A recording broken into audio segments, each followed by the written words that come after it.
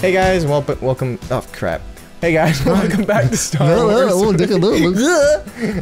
Misa, no thinking you starting the podcast. Welcome back to the next episode of our Star Wars cast. I'm Joel, your host, and I'm joined with James, your other host. Your other host, other Sith Lord. Tonight, what are we going to talk about, James? We are going to talk about Jar Jar Binks. The greatest part of episode 1. His origins, everything about Jar Jar Binks. Did you know that there's a... Maybe he was the child that was born that was good to bring balance to the Force. What if that was it? Like, could you imagine? I mean, that would be the world's biggest, like, FU. If, like, Force... Dude, at the end, we think it's going to be Luke pulling over the hood. Blue lightsaber... No, sorry, green lightsaber. Like, oh, it's Luke, it's Luke. We's back! Oh no, Misa sing Dipatudu. Pantapudu. Oh my gosh. Yeah, it's like, sorry, we actually have Luke, we actually have Mark Hamill voicing Jar Jar in this movie. That's what you guys wanted, right? It was the voice you guys hated. You'd actually do a good job. You wouldn't say, "Excuse me." All right, tonight we're going to be talking about The Phantom Menace, Episode 1. And I think to start it off is, I would like to know, what is your first memory of Star Wars Episode 1? Let's talk about a little bit of the lead up to it, you know? Well, I was in my early 50s. Now, you said you saw Return of the Jedi in the theaters? I did. And I'm saying, this is not, obviously... I mean, I was young, yeah, obviously. It's not the special edition. Really little. The only original trilogy I saw were the special edition when they came out, which was like in 97, I think. Yeah, I saw it in the original theater. That's awesome. So, I mean, I'm guessing you were really, really little. Like, do you remember much of it? Nope, not at all. I remember my dad saying he's going to take me. And I don't even know if I even went. Maybe he lied. You don't really have any memory of actually going there other than someone telling you that you went. Yep, pretty much. I feel like I have a lot of memories like that too. Where I'm like, do I remember it, or do I remember seeing a photo and someone telling me? It's the memory of the memory that someone told me about. Okay, but so I saw this one actually in the theater. I don't know if I don't think I was in college yet. It was in 99. So no, I wasn't away at college. I was at home with friends, I believe. Now, what's the earliest? What's the earliest you heard about the prequels? Like, were you following it at all, or was it just kind of like, oh, a new Star Wars movie, and then you just went to go see it that year? I think when it came out on VHS, DVD is when I found out about it. The Star Wars original trilogy were not on DVDs until after the prequels. I'm joking. Oh, I was like, what? I was pretty excited. I went to the midnight release. And so, I have to imagine there was some fanfare. Yeah. It's like a lifetime ago. That was like 16 years ago. I know. I can't believe how long it's been since Phantom Menace. Like, I still feel like Revenge of the Sith just came out maybe like 4 years ago. Like if you were born when Phantom Menace came out, you would be almost graduating high school. You would be 16 years old. I know. It's crazy, man. And so it's hard to imagine a world without Star Wars, but So did you enjoy it when it came out? I enjoyed it. Like, I had a good time, but I was definitely let down. Like, I think my hopes were probably too high. Not as high as I let them get for episode 3, but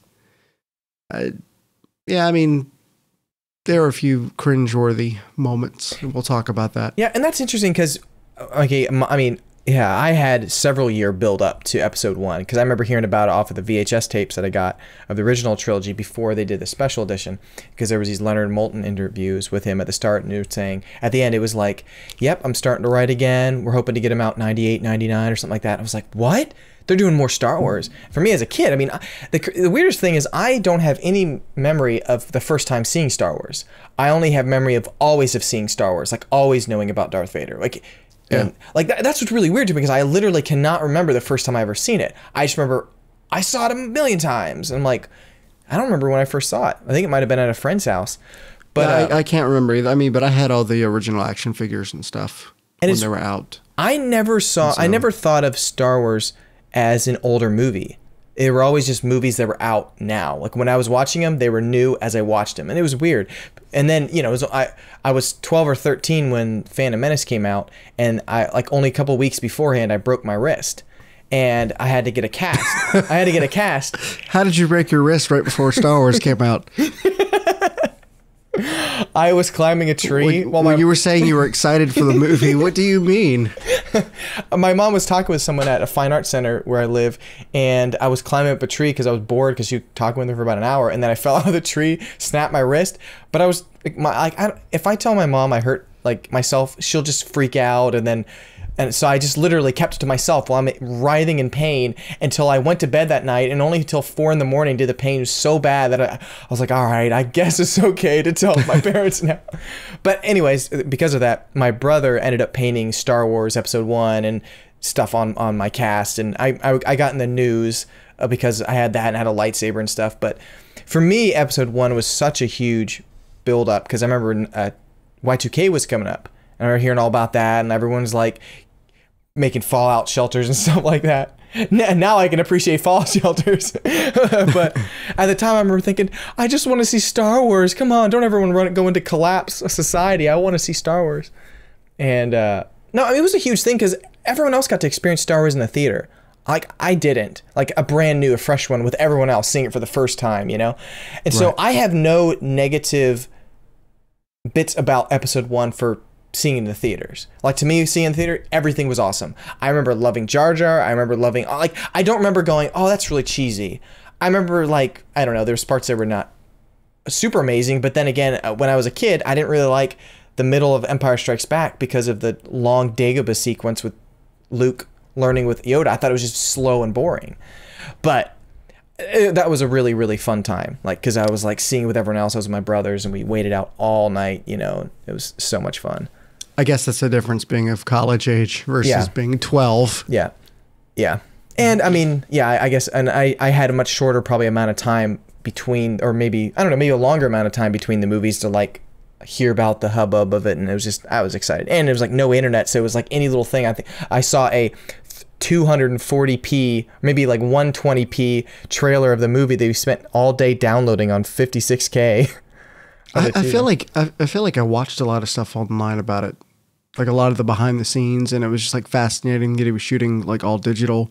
The first one wasn't digital. It was, well, I mean, digital, like digital sets. Yeah. Like CG, and they were. He was hoping to have his digital cameras done by Episode 1. That's right. I do remember that. There's apparently like 2 shots shot in digital. That's it. Like they were just like, I think, visual effects stuff. But yeah, okay. So let's go into it. I think it's just what sticks out to you the most? What's your favorite part in Episode 1? My favorite parts, I definitely love the lightsaber duel with Qui-Gon Jinn, Obi-Wan Kenobi, and Darth Maul. Just the music was perfect. It was well done. And, you know, coming from the original trilogy, like the intricacy of the fighting and the choreography was just way better. Oh, way better than the original trilogy. So it was actually kind of hard to think about the original trilogy when you're seeing them flipping around and kicking and stuff. When you saw, Luke and Darth Vader, like basically like just slapping swords together. Yep. Like a couple of kids. Yeah.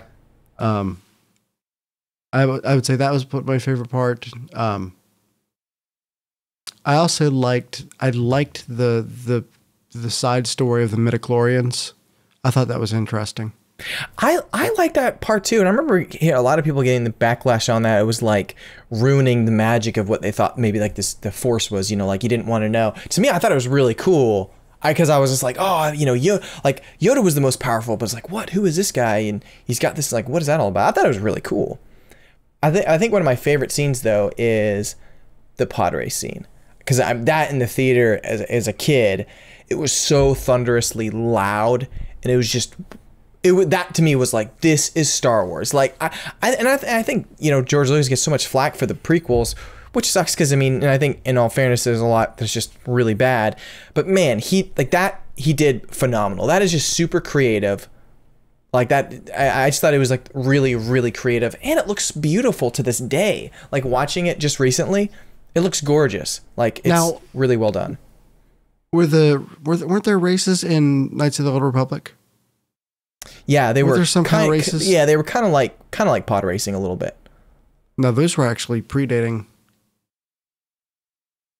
They're predating the Phantom Menace. No. Phantom Menace was 98. Knights of the Old Republic was like 2003 or 2004. Oh God, what am I thinking? Wow. Are you thinking of an older game before that? Yeah, I can't think. Okay. Thinking hard. Think hard. Yeah, so that was one of my favorite thing, and seeing it again, it was really cool seeing how many props they actually did use in that one. There's a lot of CG creatures. If you had seen it as an adult, would you have different opinions than seeing it as a kid? I mean, obviously seeing it now, I mean, I can like the things that really point out to me that I'm like, frustratingly bad is that I don't think Jar Jar is a horrible character. It's every line he says, he does something stupid. It could have been just an interesting kind of, maybe a silly, like a naive character, but it wasn't like, okay, he literally steps into poop. Then he goes, then he's, using his tongue to get the apples in that one scene when they're having a serious dialogue sequence. And I'm like, it's one of those things that I can see in a theater for the first time seeing it as a kid. You're going, it's funny. But the second time viewing, it's just not funny at all. It's like not funny at all. Like it's only fun because the music's loud, the sound effects are loud. It's like, okay, it's okay. But there's so many cheesy lines that Anakin says, that Jar Jar says, that, I mean, if you took them out, the movie's actually pretty interesting. Like there's still some weaknesses to it, but we'll get to that. It's funny though, my 4-year-old likes Jar Jar Binks. Like she laughed at, some of the slapstick. Yeah. And my almost 8-year-old son thinks he's annoying. And so you see the demographic they were going for, that young enough to laugh at slapstick humor. There's literally a line in the behind the scenes I just watched recently that George Lucas is like highlighting like CGI, what's not CGI, and he's like, guys, the key to all this is Jar Jar. He literally says that. And maybe he was right, and he apparently didn't get the key right. you got the wrong key, buddy. Like a Wheel of Fortune, you win the key and it doesn't open the car. And I think it got a pass just for the first time because it was such a full CGI character, and it was done pretty well. I mean, like for 98, you know what I mean? For 99, I don't think visually. I don't think the problem was visually. No, I don't think so. I'm just saying I think it got a pass because it was so impressive to watch the first time. I mean, if you watch behind the scenes, just how they shot it with the the thing on top of another actor's head to simulate the height, that was pretty cool. Yeah. But yeah, that voice, that was probably one of the worst voice acted voices I've heard in a movie. Mm-hmm. Not because it's necessarily just absolutely terrible, but it was very amateur. I remember thinking that when I heard it, I was like, this sounds like just a friend of mine making a silly voice. It doesn't sound like, like when Walt Disney, did the stuff and, what's his name? Mel, the guy that did Bugs Bunny. Yeah, I know what you're talking about. When they did voices, they did it in such a way that was like, that's that character. Like you don't have another character like this. But when I heard Jar Jar, it was like, this is anybody who could ever try to do like a silly, stupid voice makes this voice. I know. Yeah. It did feel like the first thing, like, I'll do baby talk. Misa want more milk. Like, it's just very yeah. It's combined with the voice. Even just how they have the floppy ears, you got to flop this way, and they thought it was so impressive to do it. But it's still silly. Whether or not there's an actual animal or creature that lives in the Star Wars universe that talks dumb as he is, it's you were an actual audience of human beings watching this movie, and it's just not believable, and it's just slapstick constantly. The whole end battle scene, it's so epic. Like, oh no, people are dying. Nope, Jar Jar's slipping and sliding on stuff and falling behind balls or chasing down this thing, and gets lucky by shooting a robot, blaster arm, and it's all of that just did not help. What makes it sad too is it's a reminder of how well they were able to do humor with Yoda. Mm-hmm. Like he was kind of just a little goofy when you met him. He's like, yeah, just acting stupid.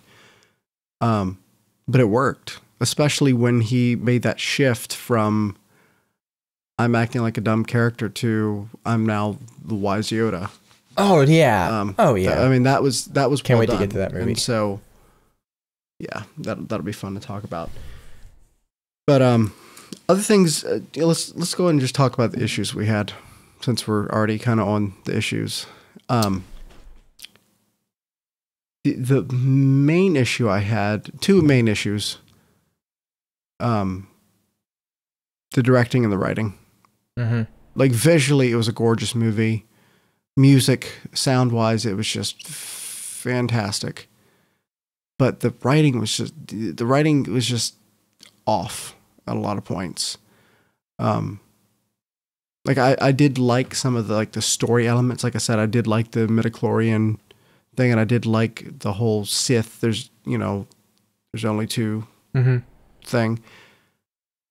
But the dialogue was really bad. Like, Liam Neeson's a fantastic actor, and to take Liam Neeson and make him just really flat, I don't know. And I wonder if part of it was just the directing, if part of it was doing so much green screen when, I mean, of course there have been other green screen movies, but this was like very heavy green screened. Yeah. And so I wonder if it was hard for them to even really get into like the characters. Yeah, and I just say, I mean, I think George Lucas has a really creative mind, and I think he created an awesome universe, and I think he can tell a good story, but he needs to not be the director, and he needs to have other people peer review a lot of his stuff. Like, I think he needs to be the visionary. He needs to be the idea man. Yeah, the idea man. He's visionary. He has some awesome stuff, but he just I think because everyone says original Star Wars, A New Hope is like the best Star Wars movie. I think it's the best. I think it's the most original because it's like the Star Wars, but as just a movie on its own, like it's got some awesome parts. It's pretty slow in the start. It's not perfect. It's not perfect. It's not perfect. Like it has some corny lines. I think to me, it's like going from Chamber of Secrets of Harry Potter to Prisoner of Azkaban, where Alfonso Cuarón, there was immediately this complete change of holy smokes. The camera work was just so much better. The directing, everything, the blocking was just so much better. Well, I mean, the rest of the trilogy makes one even better. Yep. Yeah, exactly. Yeah. Fact. I mean, not that one wasn't really good, but I think he had just a really fantastic story, and I think because of the new movies, he had so much CGI and effects to help him with stuff. Everything became like, okay, even on a scene on the ship and the behind the scenes, they're taking like multiple actors from different clips and splicing them in and stuff. And I'm like, okay, that's cool, but I'm like, why not just spend a little bit longer and just get the shot? Like, it's not like I don't know, like some of that kind of frustrates me. It's like, it's one thing to fix a minor thing or like, but they use it in almost every scene. And I think that you can tell between the characters, something just doesn't feel right. Yeah, I mean, the balance between innovation and just telling a good story. I mean, that's great that you are able to do so much CGI work and make it look good, but I don't know, if you love your story, you have a responsibility to your story to not let it outshine, or not let it be outshined by another element. Yeah. I'll say the one thing that really frustrated me about the story, and I understand it because I guess I'm much a hardcore Star Wars fan, so I read up on a lot of other things, so I have more details than just what the movie gives you. But the whole idea of, when Anakin gets brought in front of the Jedi Council and they're like, you have much fear in you and all that kind of stuff, Yoda says, referring to that because he has fear of his mother, because, he wants to go back and take care of his mother. The frustrating part is I get the idea of that going down this path where you become fearful of things and you want to hold on to people so tightly, right? That can eventually, the emotions can kind of take over and go to the dark side. But what frustrates me is like, it's just, he's a little kid first. Like, there's no hey, there's no explanation. And I wish there was a little bit more explanation. There was another scene that's explained to like Anakin, the reason we we want to save you, but we are also someone we can't interfere with everyone. I don't know, like there needed to be more explanation because people are just going, dude, why don't you just go down there and help him? You know what I mean? Like I watched Attack of the Clones with my family just recently, and constantly my mom would say, and you know, I want to be like, oh, like stop talking during the movies, but she is very right. She's like, why didn't he just go over and help his mom earlier? You know what I mean? Like, why don't you just do this? And I want to go, well, you know, the Jedi they don't allow you to just go off and do your own thing and go save whoever you want. Like that's not what, but there's, you know, but they're like, why not? And I go, well, I think that's very valid because it's not explained in the movie. So you have this kid who's just going, I was a slave, my mom's a slave. Can we do anything about it? Like, so I'm a horrible dark Sith by just wanting to go help my mom. You know what I mean? Like, that's what frustrated me, is that there was no at all explanation, not a tiny bit of it. It is hard to get our mindset, you know, because for us it's just common sense. Like, fear's not that bad of a thing. I mean, it's okay to be angry. You just don't let it go off the handle, you know? Yeah. If you get angry, you apologize. But apparently in the Jedi universe, if you get angry, like, it's sucking you in. You're gone. Yeah. Well, I guess what's more dumb is the fact that, okay, in episode 2, he goes and saves his mom, and there was no one like Yoda didn't go, hey, you're out, like screw you. Like there was no like consequences from going there. You know, it was like this whole buildup of like, why? Like what? Like, you know, you don't. It's just you're not explaining anything, so I don't know what I should do. So I understand it. Like I understand like what they're trying to go for, and this is a big theory of what I think Force Awakens is actually having to do, especially what Luke's role is going to be. Because let's talk about the prophecy for a little bit. This is a huge thing in this. They kind of, I think they hinted at it quite a bit in the original trilogy. You know, like he had his destiny and everything. But this was more specific, where Qui-Gon Jinn thinks that, you know, Anakin might be the chosen one. And he brings him before the council, and Samuel L. Jackson, what's his name? Mace Windu. Samuel Jackson, that's him. Nick Fury. He Shaft, says, whatever. He says, you refer to the prophecy of the one who will bring balance to the Force. You believe it's this boy? And I'm curious, you know, who created this prophecy? Like, who read it? Who, like in Harry Potter, there's someone who actually reveals the prophecy of who Harry Potter will be this chosen one. But for Star Wars, I'm like, we don't know actually from the movies at all. You have to wonder if it was like Legolas or even Sidious. Well, the only other hint, and it's not really a lot, is in Revenge of the Sith when Anakin is talking with the Emperor, and he talks about how his original mentor, Darth Plagueis, however, I think Plagueis, he learned how to be able to stop death, and he even learned how to create life. And so, you know, they have, like, if you read like Wikipedia and stuff, they say that basically he and the Emperor basically accidentally, unknowingly created Anakin. With that, like that, they're supposedly like that, but that's like in Wikipedia and stuff. So like, so it hasn't been said. I wouldn't say it's unwilling. I would say it was an accident. Yeah, so I'm curious. I think if again, they may not even touch on this on the other movie, so it won't matter if they don't touch on it. But if I had a guess and it were my story, I would have had basically that prophecy planted to get Anakin to then be my ultimate Sith apprentice. Yeah. Yeah. And you know, what I think is, you know, obviously the prophecy is all about the person who will bring balance to the Force, right? Or, you know, and this is my kind of theory. I mean, obviously, like after seeing these movies, knowing that there's a new movie, now I'm kind of going back and thinking, I wonder what they could do with this, because they haven't really completely closed it off, I think. Because it doesn't say that, you know, that Anakin was going to stop all the bad Jedis, like the dark side. He was just going to bring balance. And yeah, I mean, why was that never a thought on the Jedi's mind? Like, what did they need to be balanced from? There were more Jedi than Sith. Well, yeah, exactly. And I'm thinking, what if literally the balancing of the Force is actually killing off all the Jedis to create, now it was just 2-2. It was Leia and Luke, Darth Vader, and Emperor.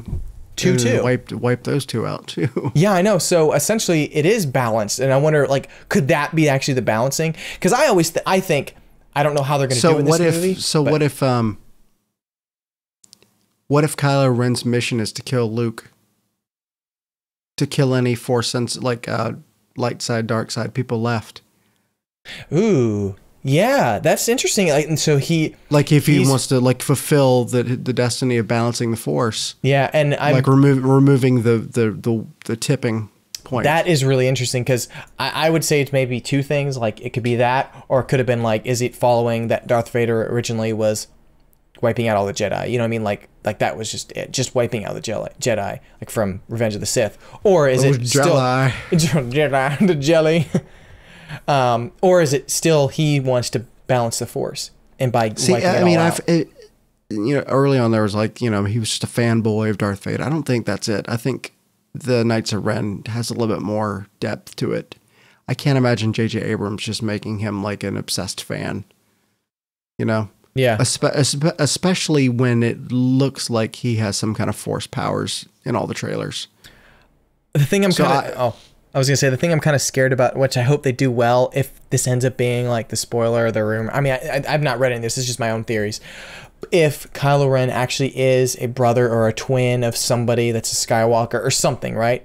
Like we're not even going to talk about episode 1. I know. Well, this is going to the whole prophecy, because I'm curious if this new one is going to be really about, you know, maybe where did this prophecy come from? You know, like, and like, because I think Luke is going to be escaping from all of this. So let me tell you this. What? How about this idea? Okay. You ready? Yeah. You ready for the goosebumps? I'm ready for the goosebumps.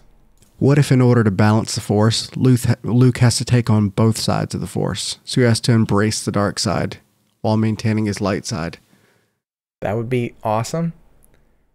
Megatron Luke. Yeah, so yeah, anyways, going back to episode 1, like, so they started off this whole, you know, prophecy thing, but I would be really fascinating in movie form to find out where this freaking prophecy came from. Was it Darth Plagueis? Like, who original read it? Because like, yeah, it's in books, but I'm sorry, like, its books are interesting, but if it's not really truly said in the movie, it's hard to just go, are they reacting off of what the book's saying, or are they reacting off what's said in the movie? And I think it goes by the movie first. Well, yeah, I mean, there was a lot of stuff they didn't really answer in the original, not the original, the new prequel trilogy. Yeah. Like, they didn't answer who Sifo-Dyas was. They didn't really give a reason for Count Dooku, like what his role was before. Yeah. I think Sifo-Dyas is actually just the Darth Sidious, or the Emperor. I think it was just him, but who knows? But that would be kind of lame, though, if it was just he just used a different name. Yeah, I know. I mean, it would, maybe it was, I don't know.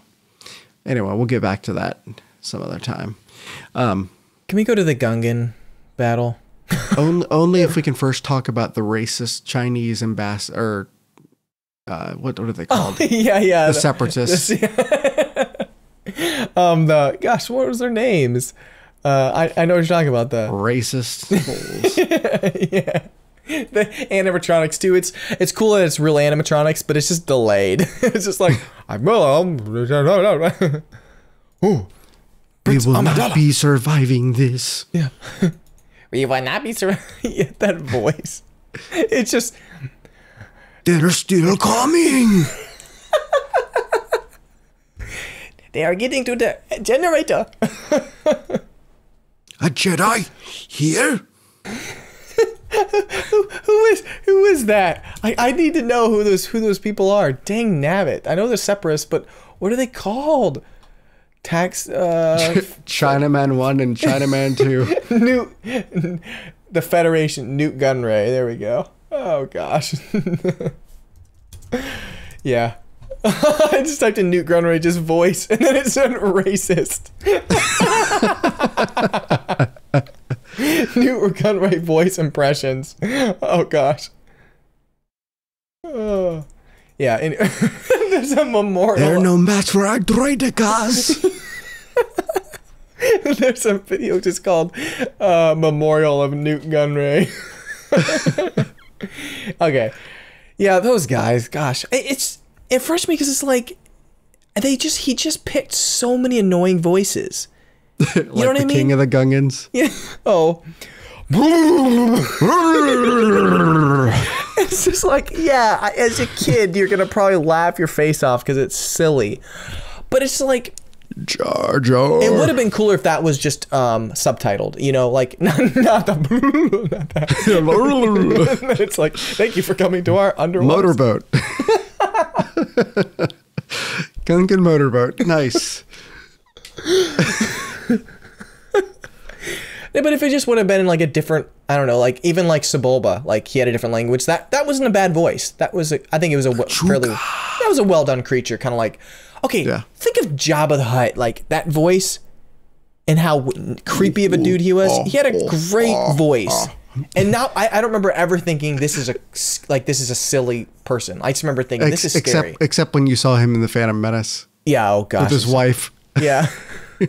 I'm assuming it's his wife. I mean, I'm assuming those were. And when he has this, for the pod race, he like flicks off the little creature to the ground. It's like, ding. Yeah. Jeez. So it was my second favorite of the prequels. You know, it's funny. I think it's actually my favorite of the prequels. Really? I do love Revenge of the Sith a lot, and there's some amazing moments. But I think Revenge of the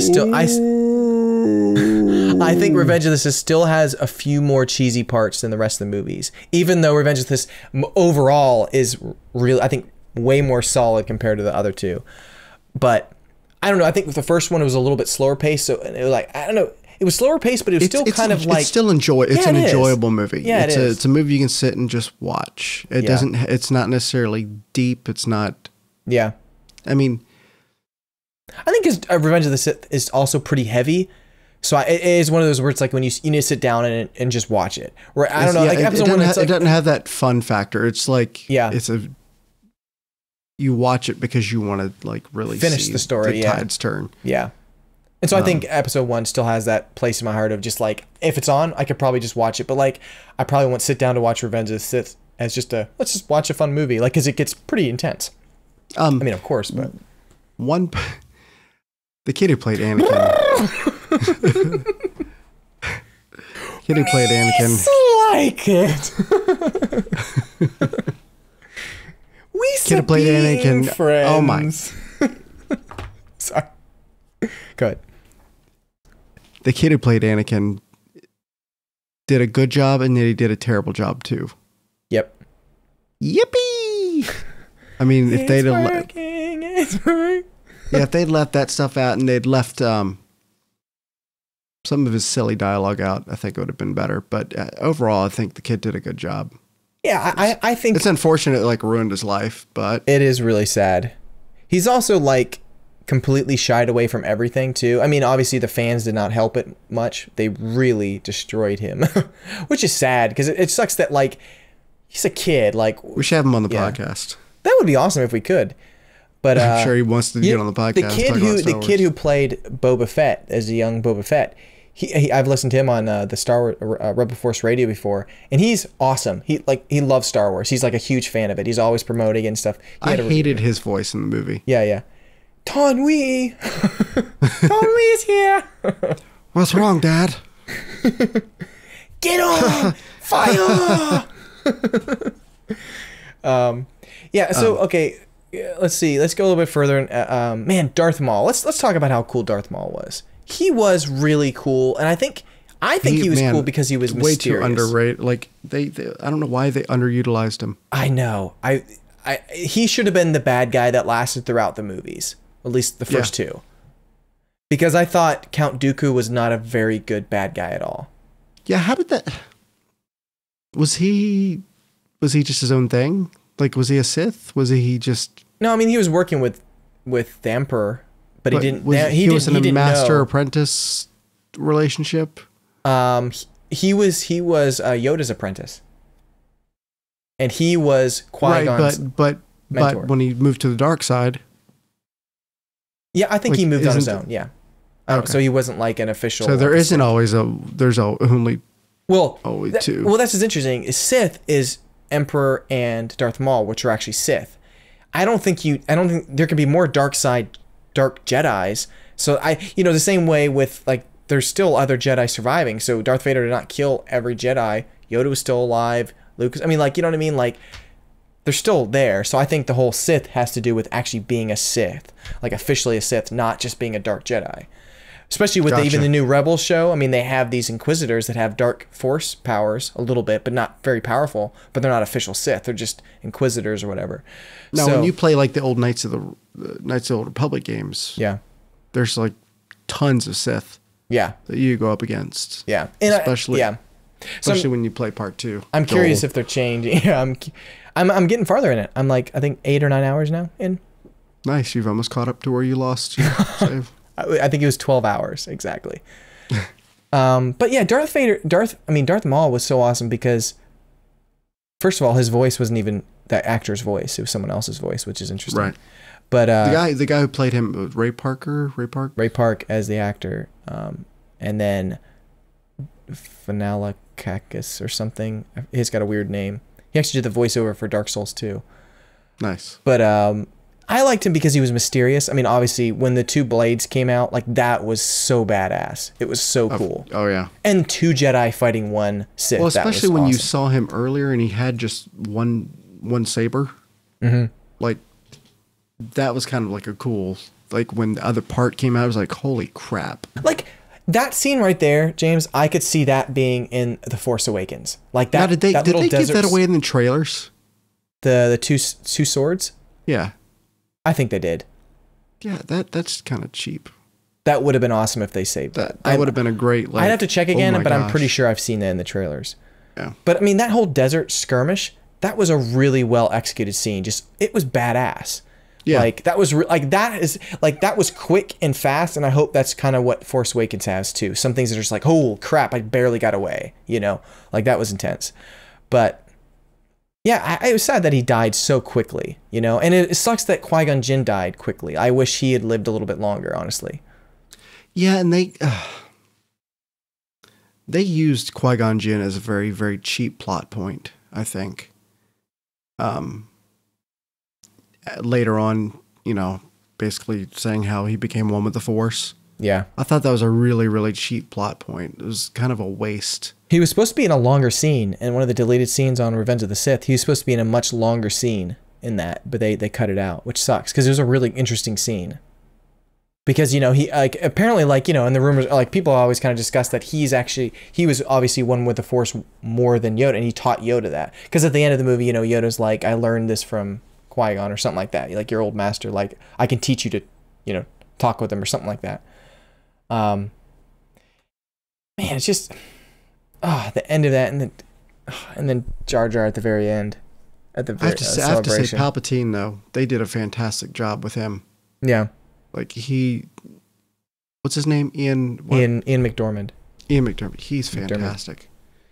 I see, like, I love the idea of this person who rises through the Senate, like rises through the political, where he creates this clone army where it's like, oh, he's the savior, but he really builds it because he knows they're going to use it. And to me, like, especially now in our, where we live now, the day and age, it's like, here, it's like, it'd be nice, everyone has free internet and everything, and then, oh wait, there's stipulations come with that, you know what I mean? Like, people jump on the bandwagon really quick to have something that feels secure and safe, then, oh wait, well, we don't have any guns, they all have guns. You've given them absolute power now. Yeah.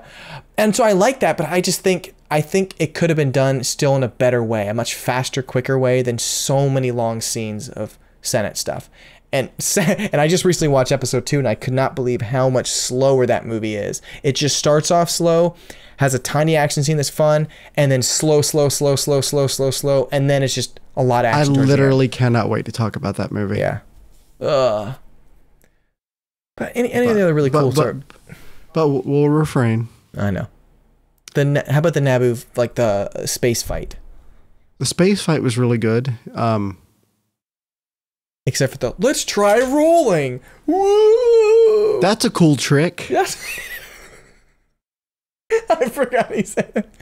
Like, it's those lines. It's that, like, I'm thinking, okay, James, if I was there and I was directing it, I'd be like, okay, let's not say that. Let's just, like you're flying. It's like, I like the idea that the kid is not 100% afraid, because first he does have a little bit of a, like, force sensitive, but then he's also a kid, and so he doesn't really understand completely the actual threat of, you know, danger that's to him as much.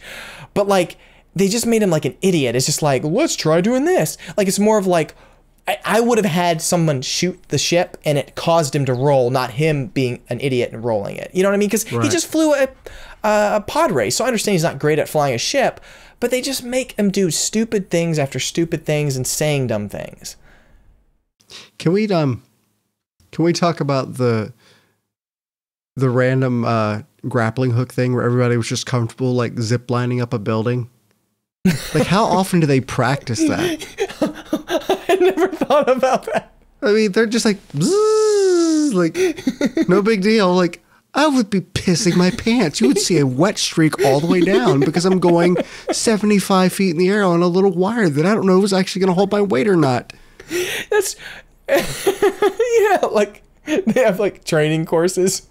Did I ever tell you about the one I always thought, like, they all go, like, that's how it goes, and the one guy's overweight, and it just stops, and he's like, unhooks it, goes up the steps. You see him later. I'll be your eyes, guys. I never thought about that. Yeah, they'll do it in unison. They're just like, like, we went out and practiced. It's like we're the freaking Blue Angels or something, flying in formation.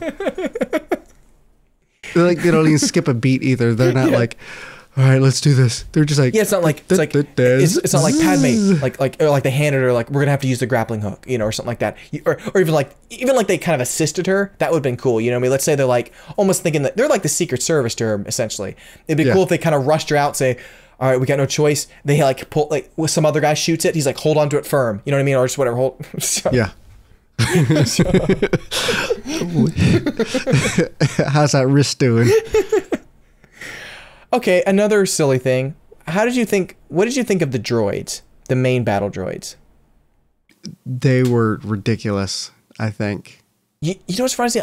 I thought they were cool in form, like they looked cool. Like, yeah, they look cool, but I totally get the idea. And here's a lot, like, the defense of everyone that's super nerdy on Star Wars. They go, well, they were supposed to be stupid because, and I understand that they were supposed to be dumb because they were supposed to lose the war. And like, I think that was a cool idea. You build this army that's like, oh, we got to fight against them. They're supposed to be beaten. They can be like, but they could have sounded not like, hey guys, there's Jedi, no. does not compute. Roger. Yeah, Roger.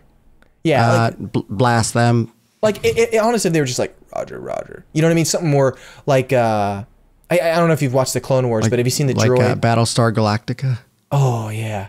Have you, Cylons. Have you seen the Clone Wars, the droid general? There's a general robot they have in it. It's really good. It's got a really good voice. Like, it's one of those things where it's kind of monotone, but you can tell like it's kind of serious. All it needed to be that. I could understand a little bit of silliness, but they were just like, what are we gonna, like, why do they have computer programming that make them go like they're robots? You know, I just don't understand that. So yeah, I loved the look of them. The sound of them was really awesome. I mean, when they were rolling across the hill and like unloading, like the sounds of those ships coming. Yeah, like that was pretty epic. But it totally takes away. And then it's like, it takes away that drama, goofy, doesn't it? It takes away that drama when all of a sudden they go fire. You know what I mean? Like I'm thinking even like, you remember Return of the Jedi when the Ewoks get killed by one of the Yep. Like, I'm still thinking that right there was way more intense when he died. Like, he was sad. I was like, oh wow, people are dying. You know what I mean? Like in the whole Battle of Naboo, you didn't see really any Gungans. Like, you could see them in the background, but there was no like someone shot up close to go, oh wow, this is threatening. It just always felt like we'll just escape using our plasma bombs or something. It just takes away the threat, and I think the original trilogy didn't hide the threat of danger and people getting hurt. Well, I think George Lucas took the things that he thought that kids loved out of the original trilogy, like you know, the C-3PO and the R2-D2 stuff. Yeah. And tried to like really like capitalize on it to like really get kids interested again. Yeah. Like start it over. And I think that's not what made it that interesting. You know, my favorite parts about R2-D2 and C-3PO were really well done. In episode 2, they kind of got a little corny. Like they had really a couple corny moments. I don't like C-3PO and R2-D2 because of the slapstick stuff. Like those, my favorite parts. I'm not like, the R2-D2 and they're the best robots in any movie. I like C-3PO, like especially in Empire Strikes Back when he gives the statistics and things like that. When Leia's like, is Han and Luke gonna survive out in the snow? And it's like because he's kind of like he's a kind of a silly robot because he doesn't never tell me the odds. I like that, and also like Return of the Jedi when he's trying to tell the story about Darth Vader and Luke fighting. Like I like those. Those are story moments. They're not like, I don't like the parts when he goes woo and falls over. Like they're funny. Like when he falls into the Millennium Falcon like little hole. Like that's silly. But it'd be funny. It'd be interesting if you could be inside George Lucas's mind going, I think they liked those parts when he fell over and R2 went squealing and fell into the corner and got hit by electricity, Like the little robot go, doo, doo, doo, doo. No.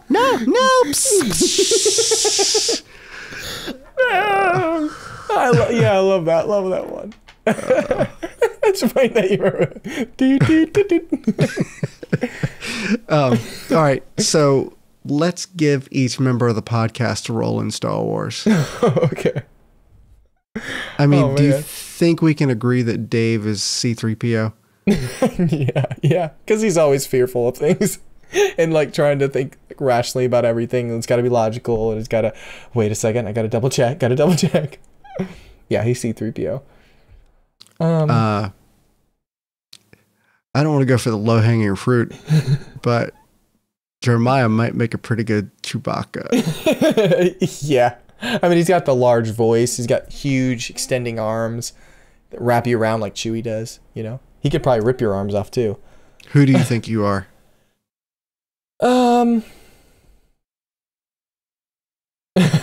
Jar Jar Binks.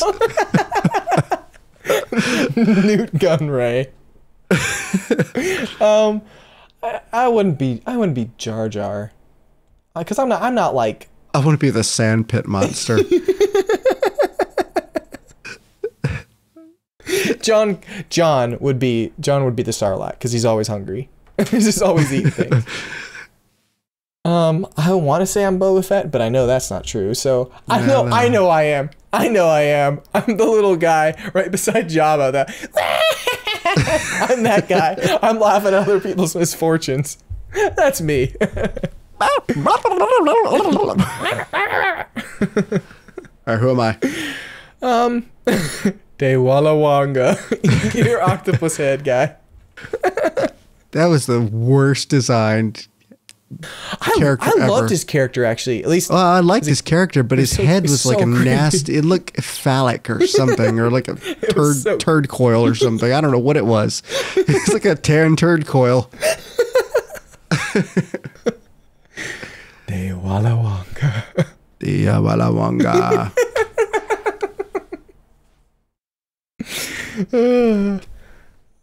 Yeah. You're not going to take this opportunity to call me Obi-Wan Kenobi because I'm freaking old? Yeah, that could be true. Yeah, because you would. When are you gonna show me? I think I was gonna say when you show me your lightsaber. What do you want me to show you, Joel? James, the old man, showing my lightsaber. You want to see my pink lightsaber? I don't swing it that way. There's definitely a force field working against that. I stay light side only. Well, your mom's Jabba the Hutt, so she takes that role. My mom's the giant moon rock thing, slug thing. The asteroid. The asteroid worm from Dune. Oh, it was really funny to watch it. My mom, she I don't think she understands what movies are, because here's what's really funny. Let's say the movie. This is a really long TV show. It's been like 3 hours. No, she's watching it, and a character will be like, I wonder if we'll win the battle. And she's like, hey, Joel, in this movie, did they win the battle? I'm like, well, Mom, you got to watch. Maybe you'll find out if they win the battle. Like the characters are saying stuff on screen that at the end of the movie, you're going to find out. It's not like one of those, it's not like she was asking like, hey, so the last movie did such and such happen that connects to this one? No, it was just like, okay, they're flying in a ship now. Are they always going to fly in a ship for this movie? Like, watch and see.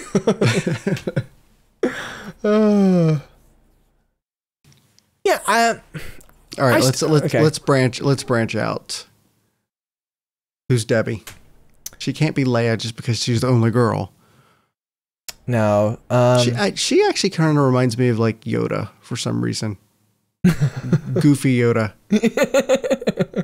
Yeah. She is kind of the crazy cat person, so she would live off in the woods, off the land, you know. And then when you go visit her, cats love to live off the land.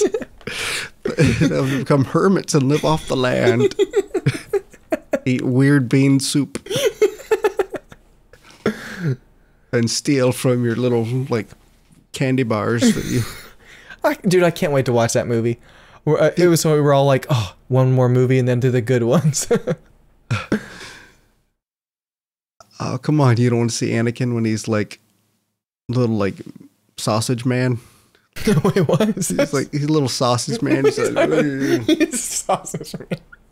Dang it, now I'm going to be picturing, now you're ruining the movies more. I'm going to be thinking about Anakin. He's a burnt sausage. It's like dehydrated and stuff. I'm thinking like leave a hot dog on the grill too long. Oh, another thing I remember I liked in episode 1, here's a tiny thing. I love seeing the Jawas again. Doohini! Oh, that and the sand. How about seeing Willow in the movie? Oh yeah, that was funny. It was just random. Yeah. Like, hey, look, it's Willow. He's still alive. And you can also see E.T. in it too. E.T.'s, you can see the aliens, E.T. Yeah, they're in the Senate. Yeah. Which is really cool, I guess. Awesome. Like, I love E.T. E.T. phone home. So, yeah. That's about it. I'll still enjoy the movies. I still enjoy watching them all the time. Like, yeah. Although I will say though, this has been probably the first time that I've seen episode 2, and I was like, I am ready to watch the next one. Yeah. Like it has been a while. The last time I watched episode 2 was I actually just listened to the commentary. So I love listening to that kind of stuff, just hearing the, various stuff. But you know, I'm thinking about it. They really struggled in the prequels to have something that was memorable, identifiable. Yeah. Like when you watched the original trilogy, you had the Sand Planet, and you had like Luke's little like speeder, and Empire Strikes Back. You had the AT-ATs. You had the snow. You had the Wampa thing, whatever that's called. I mean, there were some really cool set pieces. Like when you sold the toys, it's like, man, I got to get that toy. But like, when they came out with the prequels, like there was nothing. I mean, they had some robots and stuff like that, but it was not like, man, I can't wait to get home and play with my beautiful world with all these flowers and pretty lakes and stuff. That's exciting.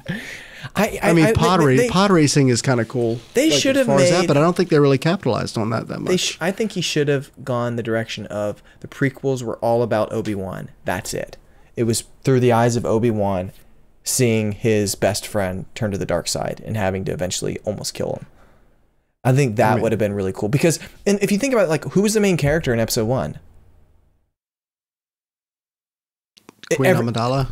I guess Qui-Gon Jinn. Yeah, I know. Like they all have equal kind of amount parts. Like there's it was too much. Yeah, there was a lot of characters, and I can understand going, okay, well, if this is the story, how can you, I don't know, summarize it, or how can you let's follow one person's perspective? Then I think they either should have just gone completely Anakin's perspective the whole time, or somebody else's. But it was a lot. But if you stripped away, yeah, you could have stripped away Jar Jar Binks. Obviously, people have done that. As much as I know you enjoyed it, you could have stripped away the pod racing. Mm-hmm. Although it did play a little bit of a role in showing that Anakin had force powers, but it didn't really play that much into it. It would have been cool to hear Qui-Gon say, "Let go of your feelings. Yeah. Use the force." They could have gotten rid of pretty much most of that war. the whole separatist thing, like it didn't work as well as it did in the second movie. I think it's just they had too many silly sounding characters, too many silly sounding things they said that made all the battles, made all of them just seem so much more less threatening. Because like I like the idea that it was this, you know, planet having to work with the maybe inferior maybe people, and then coming together like, no, we're one, we'll help each other, you know, we'll help each other overcome this threat. But they were just so darn stupid sounding and slippy slappy, swimmy swammy, like that kind of thing. And then you have the threat, which is these goofy robots and goofy racist people. Like, that's what's frustrating. It's like, that would have been really cool if it's this actual menacing threat and you saw Gungans actually getting slaughtered. Like something like, oh crap. Like you didn't have to do it super graphic, but enough to go, okay, that guy died, you know? Because, I mean, think of A New Hope, the very first Star Wars movie you saw. You remember there was a couple really bad death scenes in that movie. Think about, what's his name? The guy in the X-Wing at the end, like, I'm going down, and he just blows up. Right. Like, he's screaming.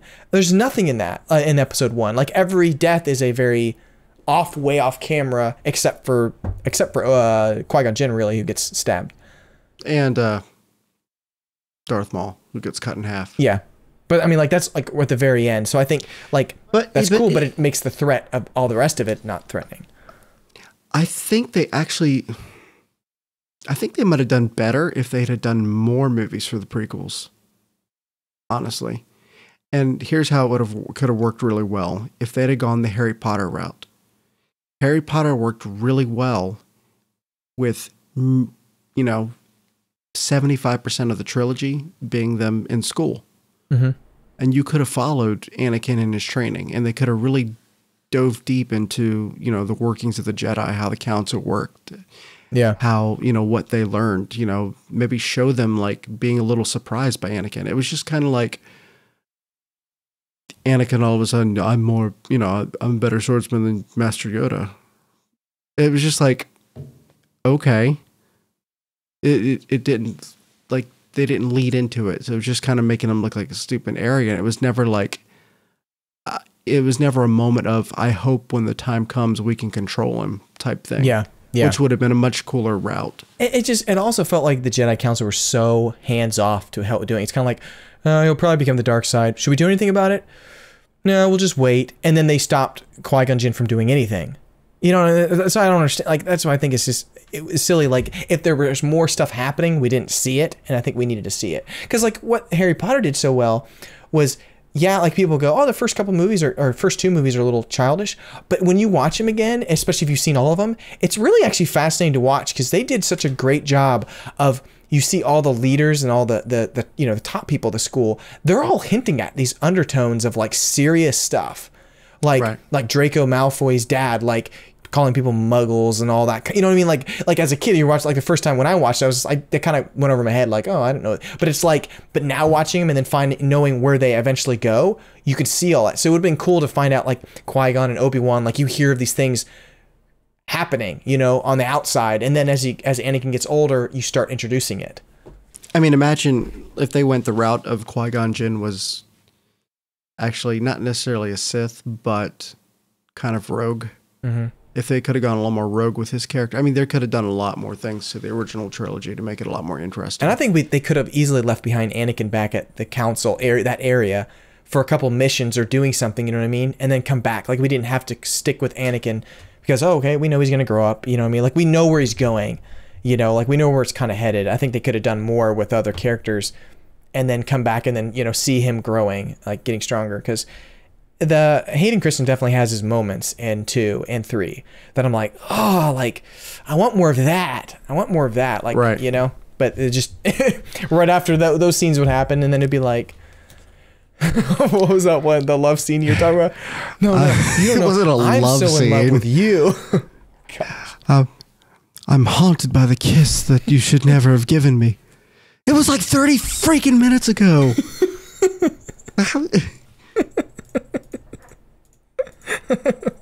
So true. Oh, gosh. Haunted. I'll show you haunted. Okay, It's my you have to master's pick one class. character. This is our final. We'll wrap it up. Your final statement. What character, if you could surprise audiences in Force Awakens from Episode 1, would you bring? Would you bring back? You have to. Okay, you have to bring back a character.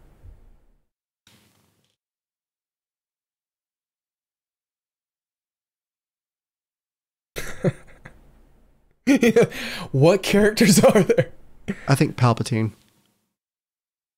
That's actually what I was gonna say. Palpatine. I'm curious if he's done with. Even if it's not him in his form, Yeah. like the whole like cheating death. Yeah. Why the heck would they set that up and do nothing with it? That pisses me off. The whole thing can't be a setup just to trick him into becoming a Sith. Like that's like one of the coolest plot points you could possibly have in a movie. Yeah.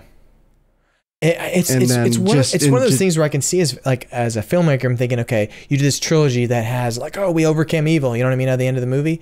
So how do you make a new one? Like if we went with that idea, like if they go with that idea, in a way, how can they still manage so that when you see Return of the Jedi, you still feel like we won, you know, like it doesn't immediately just ruin everybody's childhood memories of the good Jedis, you know, won. You know what I mean? Save the day. So that's what I think has to be a really big challenge.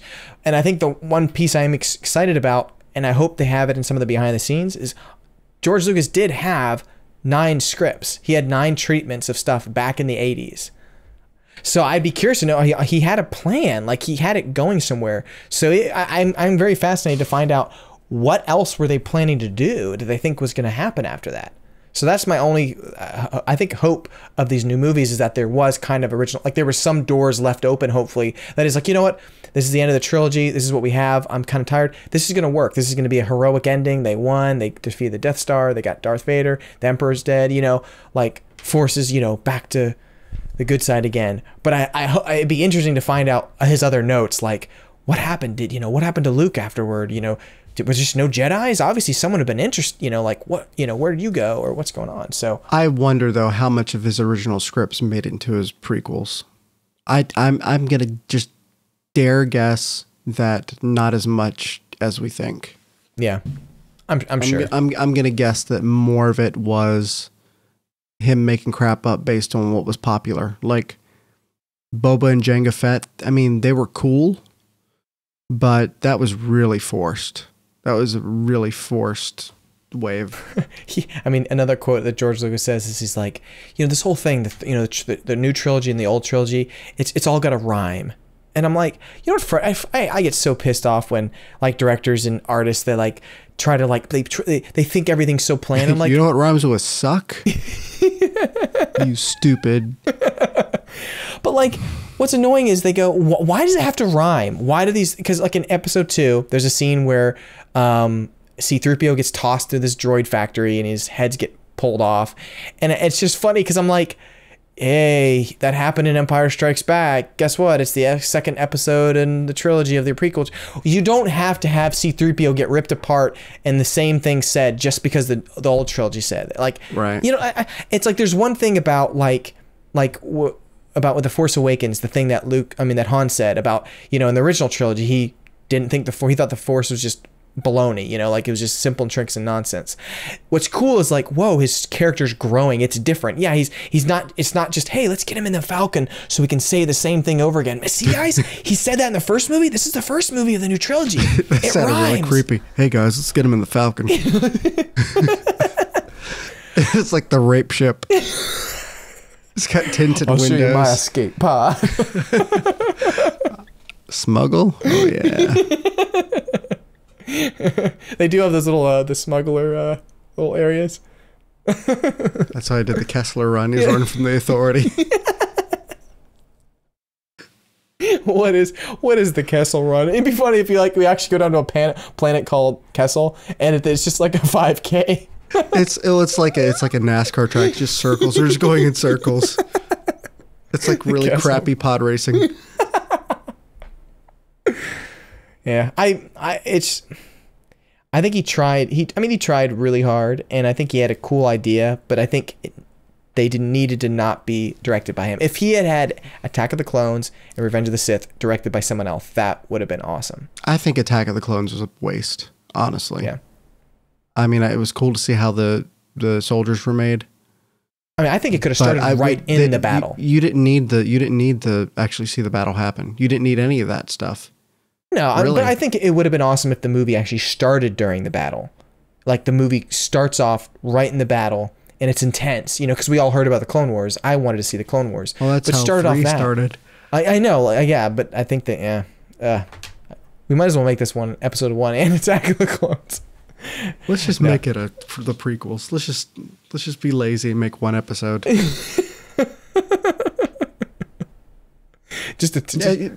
But my one pet peeve, like I was saying, I hate wasted potential in like lore and stuff like that. When you think of for me, The Matrix was like the biggest offender of wasted potential lore. Yep.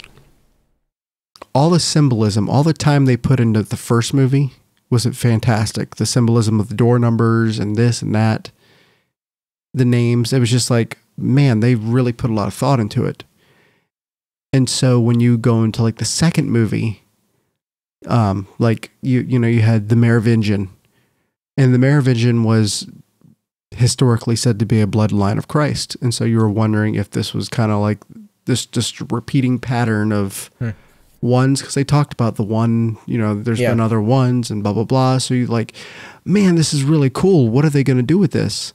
Then they throw in werewolves and ghosts and stuff. It's like, really? Yep.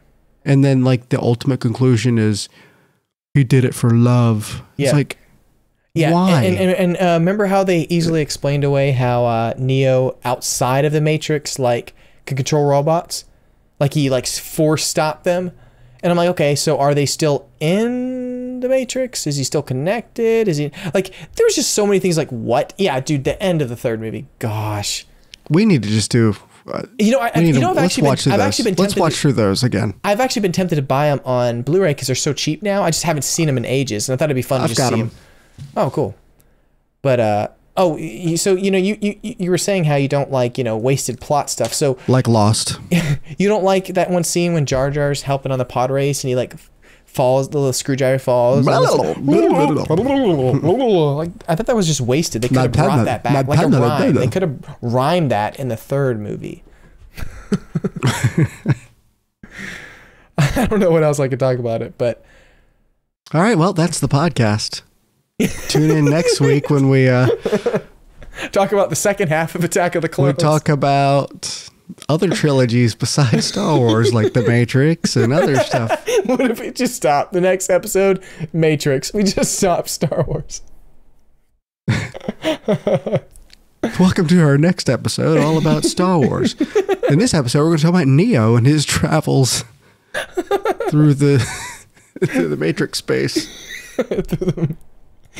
I think next episode needs to be all about Newt Gunray. We'll just find out every scrap of evidence and stuff about his character. But they will find out. They will know it's a fraud. The Droidicas. Why couldn't they just call them droid or destroyers? I know. I mean, he's like, Master, destroyers. Yeah. Why did they have to be... No matter our droidicas. Like, why did they give such a stupid name? Why couldn't they just be like destroyers?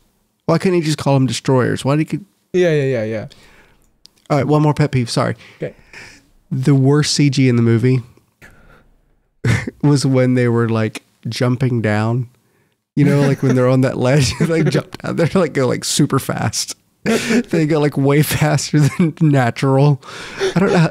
I can see how you like force yourself jump up and force down. I don't know how that works. You just like put your hand up and push against the ceiling to get yourself. I bet it was because the scene was too short and they're like, crap, we got to connect to the next shot because they're already landing. So they're like, we got to speed this up. Whoop.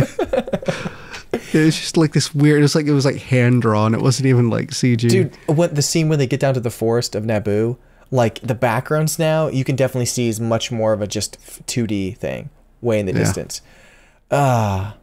Okay, another thing, they escape those destroyers by like Force going and moving quick. I remember that was so badass in the movie. But then I'm thinking, well, they don't ever want to use that trick again. Like, you know what I mean? Like, wait, if I just Force go really quick, then I could stab him with a light. Nope, not going to use that trick again. Yeah, I mean, I mean, it's got to be so tricky because, you know, if one person has a Force power, why can't the other person do it? And why do they run out of power when they do a Force push? Like, why don't you just keep using more of that? Nope. Right. Yeah, so I can understand maybe if they're like, they're so good, it's kind of like, see, well, that's the beauty of the games. Yeah. The games, like, especially like the Old Republic trailers, holy crap. They're like, the bad guys were like legitimately badass. Yeah.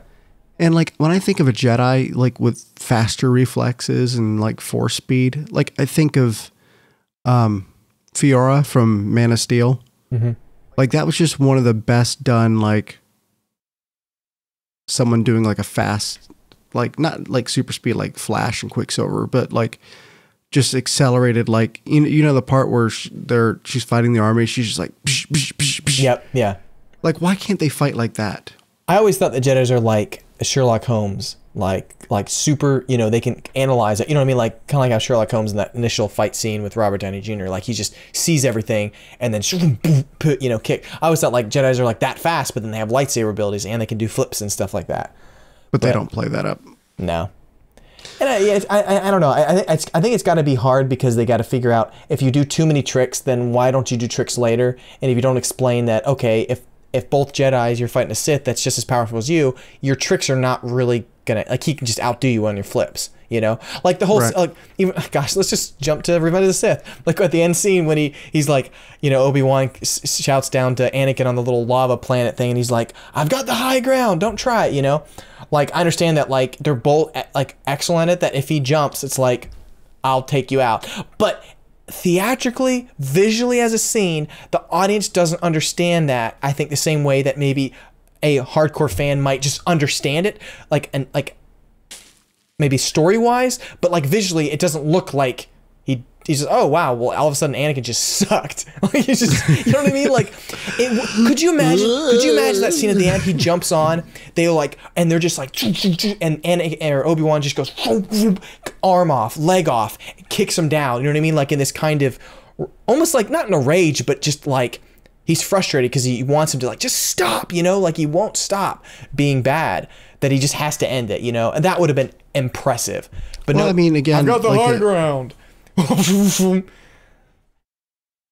Again, to bring it back to Man of Steel, I know a lot of people give Man of Steel a lot of flack, especially this particular scene, but the whole, like, when he snapped Zod's neck. Yeah. If they'd have done something like that with Obi-Wan and Anakin, where it was like literally like it killed him to have to do it, but he had to do it. Yeah. Like it was just like that much of a threat. Like it was never like, it needed to show that was his didn't last feel like resort. a threat. It was just like, I'm higher than you, don't do it. Yeah, like it's just like I'll cut you bad. It was too much hinted at the idea of like, okay, I guess if you jump, I'll hit you. But it needed to be much more of a like last ditch effort. Like he just won't stop. He's relentless, you know. And then he finally chops his arm off or whatever. I mean, and just stops it's a freaking lava planet. How freaking hot would it be on a lava planet? How would they even be there without their skin melting off? They're Jedis. They're Jedis. Yeah, I know. They're like, dude, it's splashing everywhere. I mean, oh, well, here's the thing. I mean, people in Hawaii walk on like lava, not they like walk right beside it. They don't walk like on by lava. flowing. They walk right beside flowing lava. So.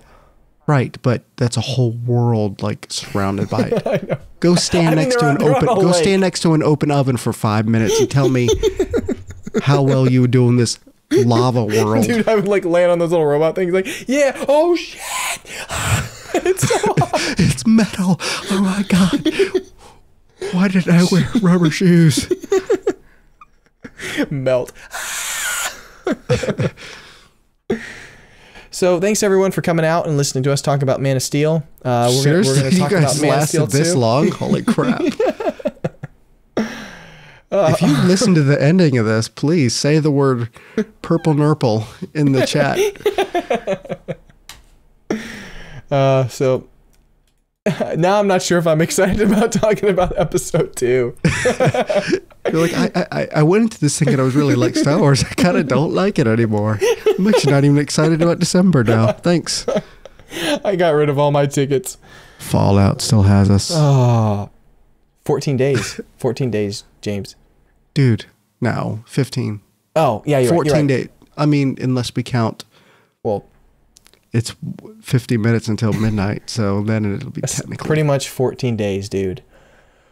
I am taking the day off. I have the next day off. Did you? Oh, you took the second. I only have, I have Tuesday it off. Oh, nice. Yeah, I'll just be off Tuesday. You don't get that day? What is Wednesday? I don't know, like Veterans Day, one of those useless holidays where we just celebrate people that do things. Do things. Maybe bye guys. Maybe we'll combine Attack of the Clones with Revenge of the Sith. Attack of my brain cells. All right, thanks guys for listening. And yeah, Purple Nurple. Purple Nurple. Please comment that.